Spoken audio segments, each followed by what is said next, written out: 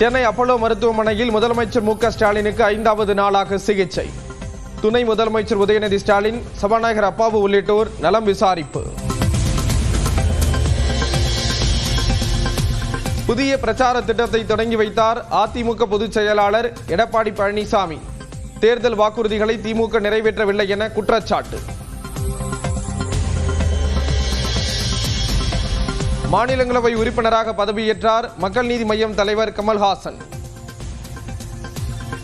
கமல்ஹாசன் எனும் நான் சட்டத்தினால் நிறுவப்பெற்றதான இந்திய அரசியல் சட்டத்தின் மீது உண்மையான பற்றார்வமும் பற்றுறுதியும் கொண்டிருப்பேன் என்றும், நான் இப்போது ஏற்கவிருக்கும் கடமையினை நேர்மையாக நிறைவேற்றுவேன் என்றும் விழிமிய முறைமையுடன் உறுதி கூறுகிறேன். வணக்கம். திமுகவை சேர்ந்த வில்சன், சல்மா, சிவலிங்கம் ஆகியோரும் தமிழில் பதவியேற்பு.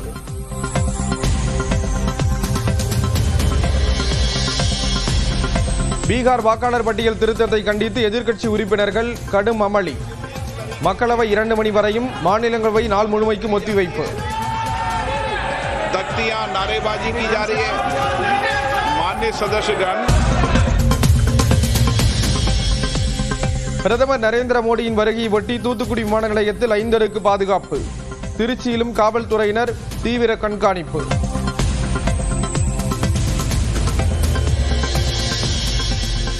கங்கை கொண்ட சோழபுரம் கோயிலின் 1000வது ஆண்டு தொடக்க விழாவில் கலந்து கொள்கிறார் பிரதமர் மோடி.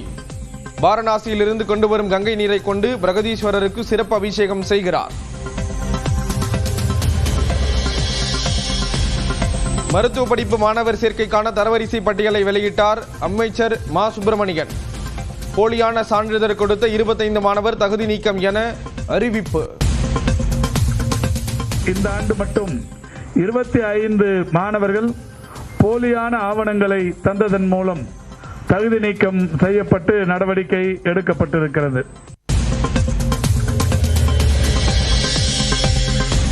வைகோ தன்னை துரோகி என கூறிய நிலையில் நீதி கேட்டு உண்ணாவிரதம் இருக்கப் போவதாக மல்லை சத்யா அறிவிப்பு.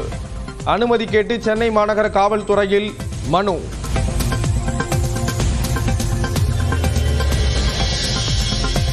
மக்கள் உரிமை மீட்பு நடைபயணத்தை இன்று மாலை தொடங்குகிறார் பாமக தலைவர் அன்புமணி.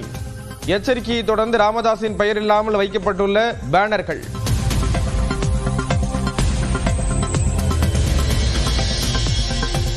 திருப்பூர் ரித்தன்யா தற்கொலை வழக்கில் ஜாமீன் கோரி மேல்முறையீடு செய்த கணவர் குடும்பத்தினர் இடையீட்டு மனு தாக்கல் செய்ய உள்ளதாக ரித்தன்யாவின் தந்தை சென்னை உயர்நீதிமன்றத்தில் முறையீடு.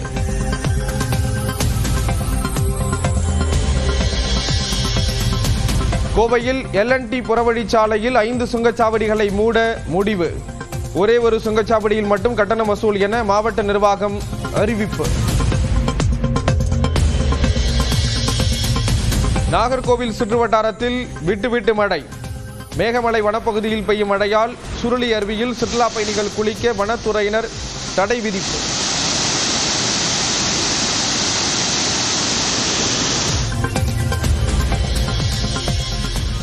சென்னையில் ஹைட்ரஜனில் இயங்கும் ரயில் என்ஜின் சோதனை ஓட்டம் வெற்றி. ஹைட்ரஜனில் ரயிலை இயக்கும் தொழில்நுட்பத்தில் இந்தியாவை முன்னிலைக்கு கொண்டு வரும் என ரயில்வே அமைச்சர் அஸ்வினி வைஷ்ணவ் நம்பிக்கை.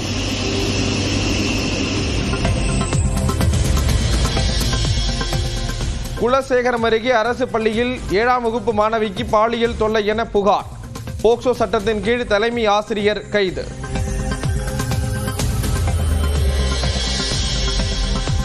குடியரசு துணைத் தலைவரை தேர்வு செய்யும் பணியை தொடங்கியது தேர்தல் ஆணையம். தேர்தல் அதிகாரியாக மாநிலங்களவை செயலாளர் PC மோடி நியமனம். ராஜஸ்தானில் பள்ளி கட்டிடம் இடிந்து விழுந்த விபத்தில் 4 குழந்தைகள் உயிரிழப்பு. உயர்மட்ட விசாரணைக்கு மாநில அரசு உத்தரவு.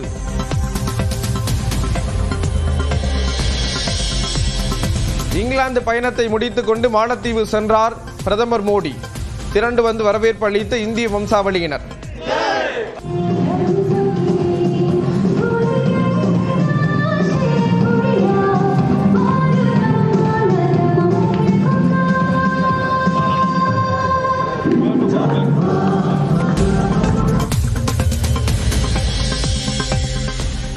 பாலியல் வன்கொடுமை வழக்கில் ஆயுள் தண்டனை பெற்று கேரள சிறையில் அடைக்கப்பட்டிருந்த தமிழ்நாட்டைச் சேர்ந்த கைதி தப்பி ஓட்டம்.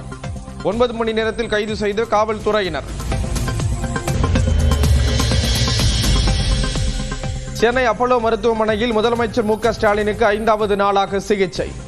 துணை முதலமைச்சர் உதயநிதி ஸ்டாலின், சபாநாயகர் அப்பாவு உள்ளிட்டோர் நலம் விசாரிப்பு. புதிய பிரச்சார திட்டத்தை தொடங்கி வைத்தார் அதிமுக பொதுச் செயலாளர் எடப்பாடி பழனிசாமி. தேர்தல் வாக்குறுதிகளை திமுக நிறைவேற்றவில்லை என குற்றச்சாட்டு.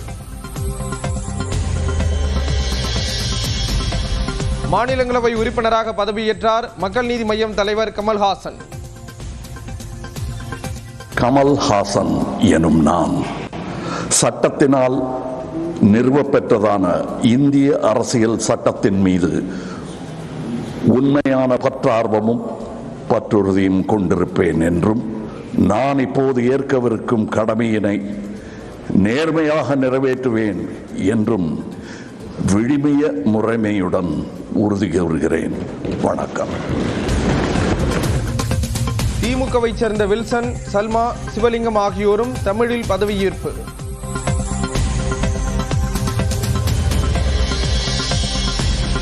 பீகார் வாக்காளர் பட்டியல் திருத்தத்தை கண்டித்து எதிர்க்கட்சி உறுப்பினர்கள் கடும் அமளி. மக்களவை 2 மணி வரையும், மாநிலங்களவை நாள் முழுமைக்கும் ஒத்திவைப்பு. तख्तियां नारेबाजी की जा रही है. माननीय सदस्यगण, பிரதமர் நரேந்திர மோடியின் வருகையை ஒட்டி தூத்துக்குடி விமான நிலையத்தில் 5 அடுக்கு பாதுகாப்பு. திருச்சியிலும் காவல்துறையினர் தீவிர கண்காணிப்பு.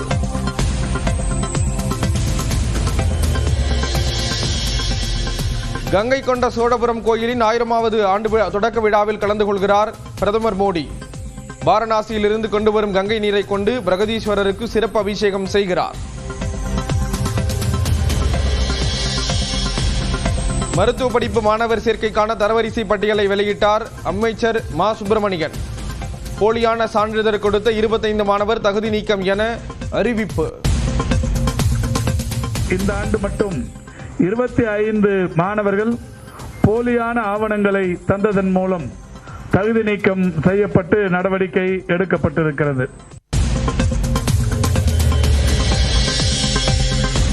வைகோ தன்னை துரோகி என கூறிய நிலையில் நீதி கேட்டு உண்ணாவிரதம் இருக்கப் போவதாக மல்லை சத்யா அறிவிப்பு. அனுமதி கேட்டு சென்னை மாநகர காவல்துறையில் மனு.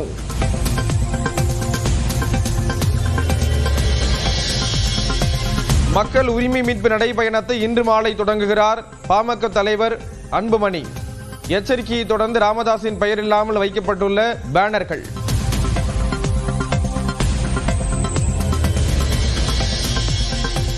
திருப்பூர் ரித்தன்யா தற்கொலை வழக்கில் ஜாமீன் கோரி மேல்முறையீடு செய்த கணவர் குடும்பத்தினர் இடையீட்டு மனு தாக்கல் செய்ய உள்ளதாக ரித்தன்யாவின் தந்தை சென்னை உயர்நீதிமன்றத்தில் முறையீடு.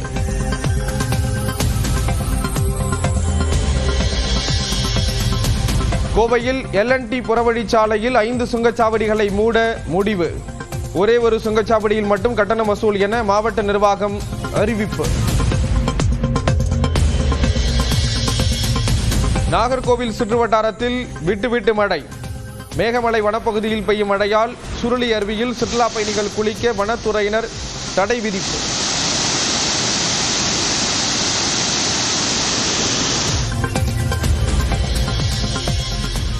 சென்னையில் ஹைட்ரஜனில் இயங்கும் ரயில் என்ஜின் சோதனை ஓட்டம் வெற்றி.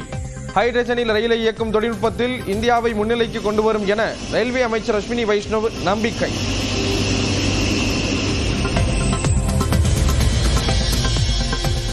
குலசேகரம் அருகே அரசு பள்ளியில் 7ஆம் வகுப்பு மாணவிக்கு பாலியல் தொல்லை என புகார். போக்சோ சட்டத்தின் கீழ் தலைமை ஆசிரியர் கைது.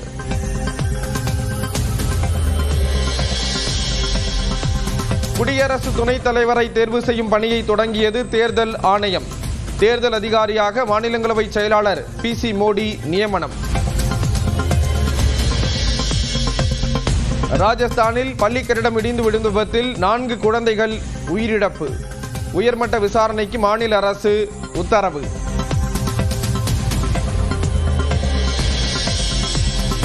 இங்கிலாந்து பயணத்தை முடித்துக் கொண்டு மாலத்தீவு சென்றார் பிரதமர் மோடி. திரண்டு வந்து வரவேற்பு அளித்த இந்திய வம்சாவளியினர்.